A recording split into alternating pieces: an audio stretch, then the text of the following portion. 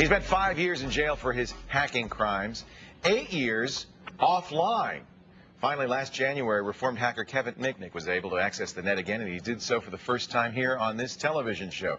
Now he's back almost a year later with a best-selling book under his belt. That's right. And a new book on the way. Kevin Mitnick, welcome back to the Screensavers. We haven't seen you in ages. I know. I mean, the last time I was here, you're right. I was surfing the internet for the first time in 8 years. You get on the net, you never write, you never call. When you discover this thing, you know, there's this thing called Jenny Cam. Oh, do you? Good. All right. Yes. Watch it all the time. I listen to you all the time. Things I don't going miss your great? show.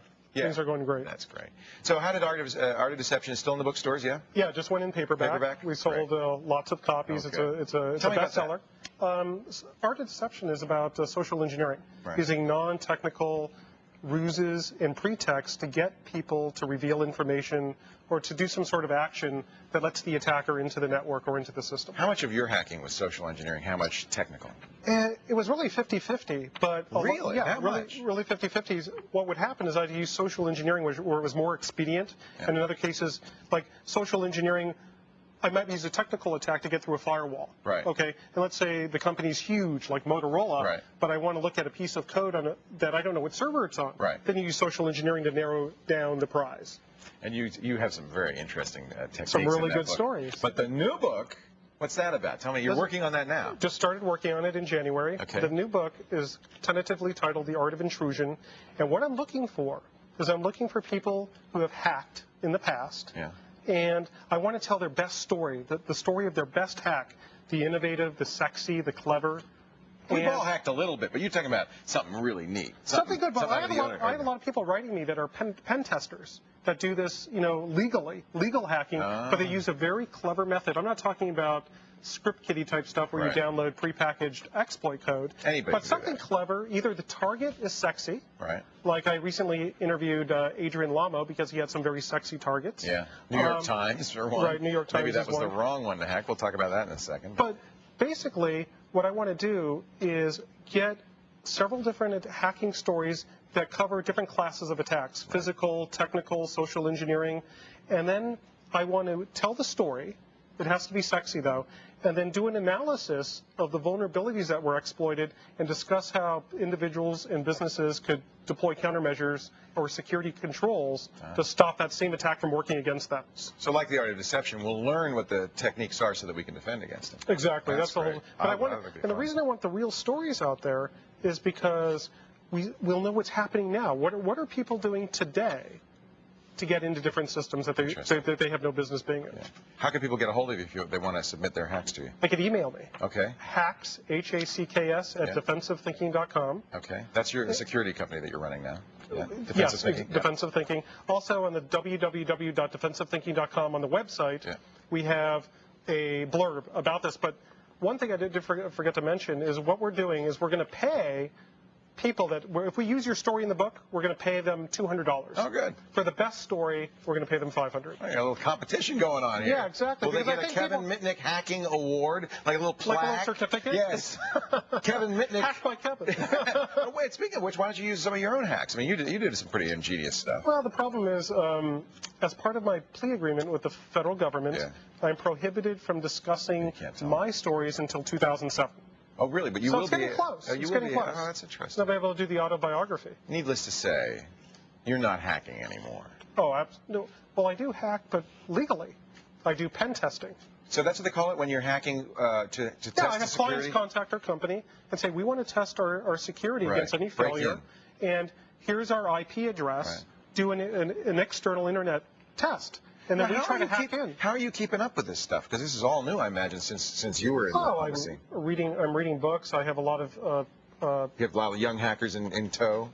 Not really. No. I mean, I keep up. I keep up with technology. I keep up with the different techniques that are used and the different methodologies. Is it like riding a bike? You know, you kind of, the skills... Plus, I'm good at I'm good at this stuff. I mean, come on, I've been doing it for, what, 20 years? You're an old-timer. Yeah. You mentioned you mentioned Adrian Lamo, who, of course, is the younger generation. In fact, just plea bargained.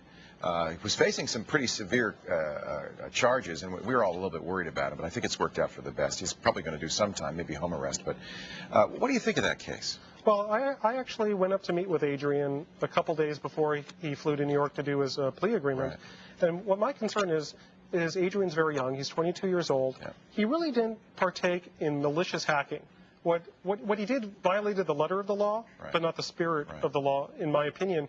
And I really think the government should have given Adrian a second chance, allowed him to plead guilty to misdemeanors. Right. Because once Adrian has a felony on his record, it's going to be there for the rest of his life. yeah. And I'm really concerned because he's so young, and that felony conviction, because I can attest to it, because I have one, really interferes with job opportunities. Right. Right. You know, so I'm really concerned for that. But He's an interesting fellow. Yeah. He has a very strong ethical principles of his own. Yes. He didn't violate his own ethical principles. He may have violated the letter of the law. Is that pretty common among hackers? A strong sense of principles, maybe their own principles, but a strong sense of principles? yeah, it's a hacker ethic. Yeah. If you don't profit, if you don't cause harm, Right.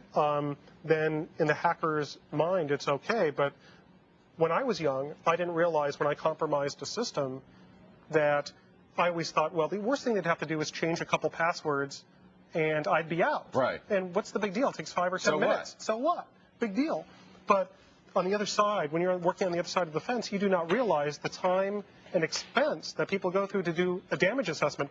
What happened? How did they get in? Who Right. are they? They don't know. Right. You showed me before. You got to show me this. Show everybody Yeah, this. yeah. This is a phone hack. This is a real phone hack. This is a phone hack. So you have my cell phone number. Yes, I do.